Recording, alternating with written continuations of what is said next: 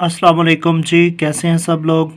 आज का हमारा जो लेक्चर है इसमें 60 क्वेश्चन होंगे, 20 उर्दू के होंगे और 40 जो हैं वो पाक स्टडी यानी कि मुतालिया पाकिस्तान के होंगे। ये 60 क्वेश्चन बहुत अहम हैं आपकी जॉब्स के टेस्ट के लिए, ख़्वा वो किसी भी फोर्स का हो या कोई भी पीपीएससी एफपीएससी या किसी भी तरह का आपने एग्ज़ाम्स कम्पिटिटिव एग्ज़ाम्स देना हो उसके लिए वेरी इंपॉर्टेंट है।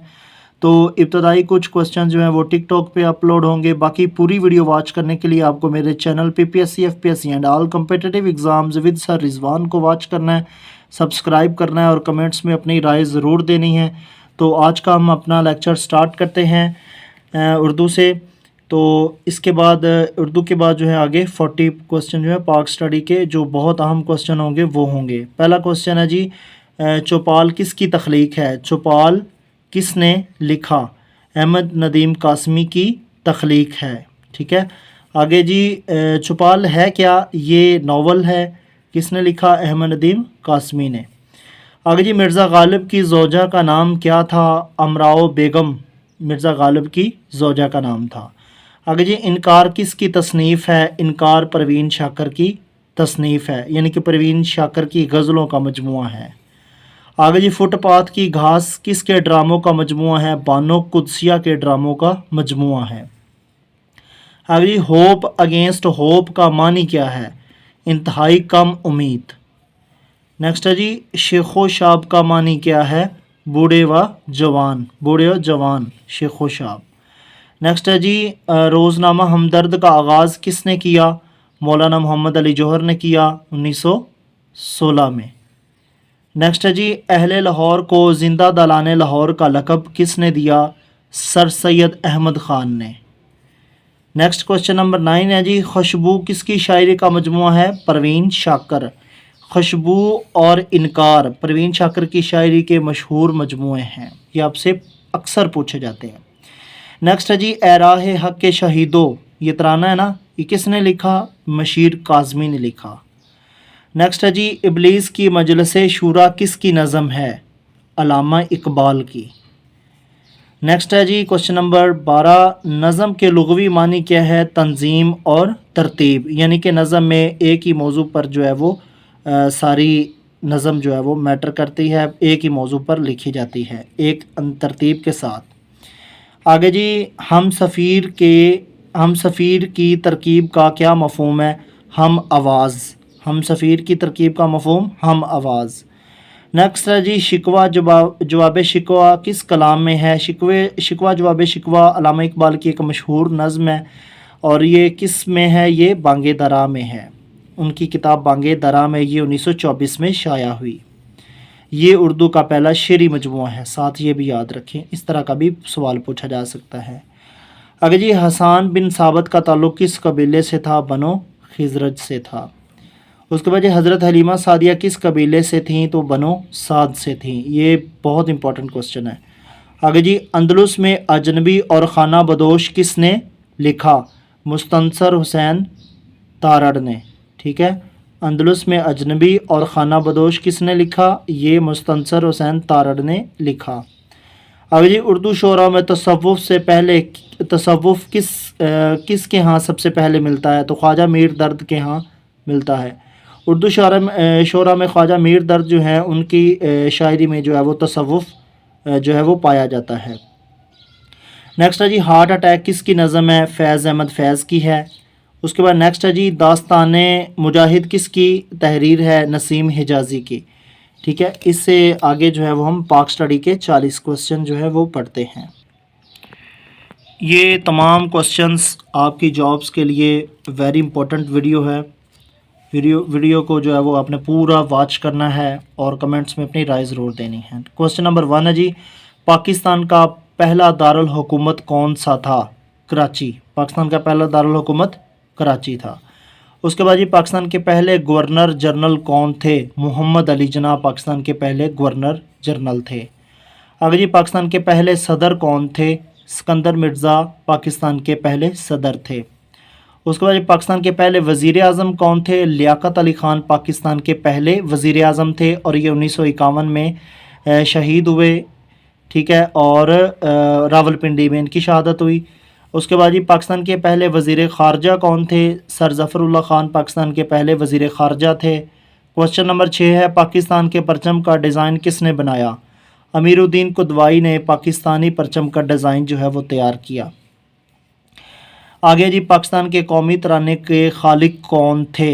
حفیظ جلندری پاکستان کے قومی ترانے کے خالق تھے۔ نیکسٹ کوسچن ہے جی پاکستان کا پہلا آئین کب نافذ ہوا؟ 23 مارچ 1956 کو پہلا آئین نافذ ہوا۔ اس سے پہلے ہمارے ملک کا باقاعدہ طور پر کوئی آئین نہیں تھا، لیکن ہمارا ملک جو 12 مارچ 1949 کو قرارداد مقاصد پیش کی گئی تھی، اس کے تحت ملک کا نظام چل رہا تھا۔ پہلا آئین جو ہے وہ 23 مارچ 1956 کو بنا۔ ٹھیک ہے، پاکستان میں پہلا مارشل لا کب لگا؟ 7 اکتوبر 1958 کو پہلا مارشل لا لگا۔ کس نے لگایا؟ ایوب خان نے۔ کوسچن نمبر 10 ہے جی پاکستان میں سب سے پہلی مردم شماری کب ہوئی؟ 1951 میں۔ یہ بھی بہت پوچھا جانے والا سوال ہے۔ نیکسٹ ہے جی پاکستان میں پہلا ریڈیو اسٹیشن قائم ہوا کب قائم ہوا؟ 1948 میں۔ کہاں پر قائم ہوا تھا؟ کراچی میں قائم ہوا تھا۔ نیکسٹ ہے جی کوسچن نمبر 12 پاکستان کی پہلی خلائی ایجنسی کون سی ہے؟ سپارکو پاکستان کی پہلی خلائی ایجنسی ہے اور 1961 میں قائم ہوئی۔ نیکسٹ کوسچن نمبر 13 ہے جی پاکستان کا پہلا نیوکلر پاور پلانٹ کب شروع ہوا اور کہاں؟ کراچی میں شروع ہوا پہلا نیوکلر پاور پلانٹ، جوہری پاور پلانٹ، اور 1972 میں شروع ہوا۔ اب یہ پاکستان کے پہلے چیف آف آرمی سٹاف کون تھے؟ فرینک مزروی پہلے انگریز چیف آف آرمی سٹاف تھے۔ نیکسٹ ہے جی پاکستان کی پہلی موٹر وے کون سی تھی؟ پاکستان کی پہلی موٹر وے M2 اسلام آباد تا لاہور ہے، 1997 میں جو قائم ہوئی۔ نیکسٹ ہے جی پاکستان کی پہلی سپر لیگ کب شروع ہوئی؟ 2016 میں PSL شروع ہوا۔ آگے جی پاکستان میں پہلا ٹیلی ویژن کب شروع ہوا؟ 1964 میں شروع ہوا، PTV پاکستان ٹیلی ویژن۔ اب جی پاکستان میں سٹیل مل کب قائم ہوئی؟ 1973 میں کراچی میں۔